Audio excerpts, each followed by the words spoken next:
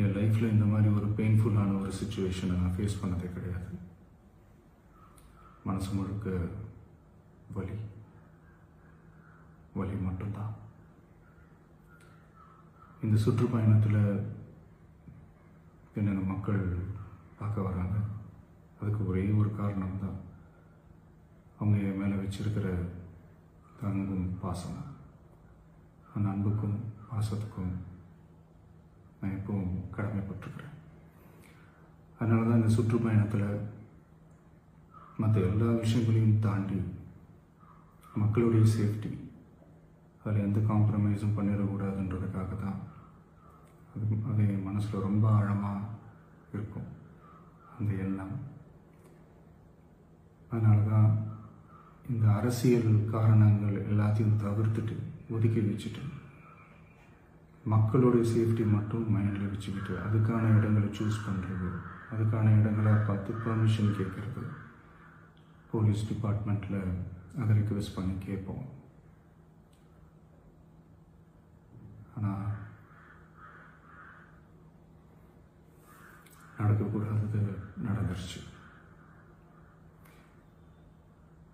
ஆனால் மனுஷன் தானே, அந்த நேரத்தில் அத்தனை பேர் பாதிக்கப்பட்டு இருக்கும்போது எப்படி அந்த ஊரை விட்டுட்டு என்னால் கிளம்பி வர முடியும்?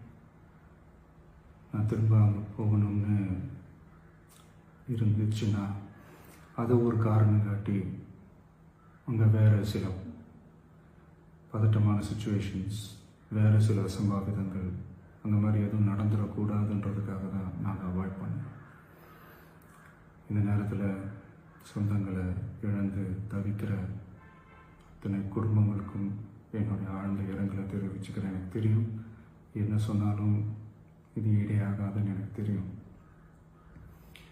ஹாஸ்பிட்டலில் ட்ரீட் பண்ணிகிட்ருக்கிற எல்லாருமே சீக்கிரமாக க்யூர் ஆகி வரணுன்றது இந்த நேரத்தில் நான் வேண்டிக்கிறேன். கூடிய சீக்கிரமே உங்கள் எல்லாரையும் நான் சந்திக்கிறேன். இந்த நேரத்தில் எங்களுடைய வலிகளை, எங்களுடைய நிலைமையை புரிஞ்சுக்கிட்டு எங்களுக்காக பேசின அரசியல் கட்சிகளை சார்ந்த நண்பர்கள், தலைவர்கள் அனைவருக்கும் என்னுடைய நன்றியை தெரிவிச்சுக்கிறேன். கிட்டத்தட்ட ஒரு 5 மாவட்டத்துக்கு பிரச்சாரத்துக்கு போனோம்.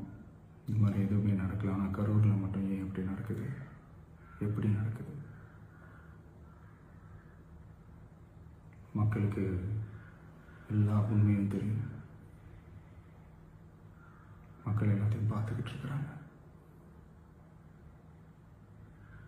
கரூரை சேர்ந்த அந்த மக்கள் அந்த உண்மையெல்லாம் வெளியில் சொல்லும்போது எனக்கு கடவுளே நேரில் வந்து இறங்கி அந்த உண்மைகள்லாம் சொல்கிற மாதிரி எனக்கு தோணுச்சு. சீக்கிரமே எல்லா உண்மைகளும் வெளியில் வரும்.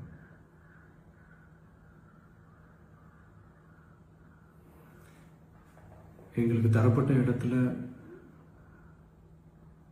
நாங்கள் போய் அந்த அந்த ஸ்பாட்டில் நின்று நாங்கள் பேசிட்டோம். அதை தாண்டி எந்த தவறும் எங்கள் சைடில் நாங்கள் எதுவும் செய்யலை. பட் இருந்தாலும் எங்கள் கட்சியை சேர்ந்த நிர்வாகிகள், தோழர்கள் மேலே எஃப்ஐஆர், அது மட்டும் இல்லை சோஷியல் மீடியாவை சேர்ந்த நண்பர்கள், தோழர்கள் அவங்க மேலே எஃப்ஐஆர்லாம் போட்டு இப்போ பிடிச்சிட்டு இருக்கிறாங்க.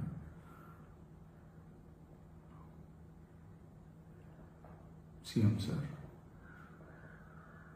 உங்களுக்கு ஏதாவது இந்த பழி வாங்கணும் அப்படின்ற எண்ணம் ஏதாவது இருந்துச்சுன்னா என்ன வேணாலும் பண்ணுங்க.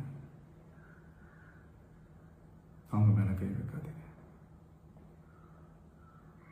நான் ஒன்று வீட்டில் இருப்பேன், இல்லை நான் ஆஃபீஸில் இருப்பேன். என்ன வேணாலும் செய்யுங்க. நண்பர்களே, தோழர்களே, நம்மளுடைய அரசியல் பயணம் இன்னும் ஸ்ட்ராங்காக, இன்னும் தைரியத்தோட கண்டினியூ ஆகும். தேங்க்யூ. மறக்காம சர்ப்ரைஸ் பண்ணுங்க. தேங்க்யூ.